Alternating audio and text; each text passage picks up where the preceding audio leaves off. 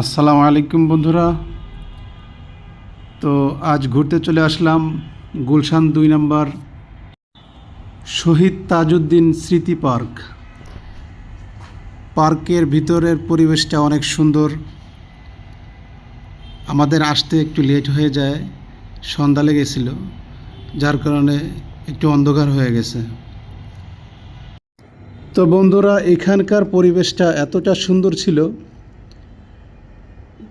গুলশানের মতো জায়গায় পুরো গ্রামের মতো পরিবেশ। গ্রামে এতগুলা পাখি নেই যে যতগুলা পাখি এখানের গাছে আছে। পাখির কিচিরমিচির শব্দ খুব সুন্দর লাগছিল সন্ধ্যাবেলায়। তো বন্ধুরা, আপনারা যারা গুলশানের আশপাশে থাকেন এখানে ঘুরতে আসতে পারেন বিকালবেলায়।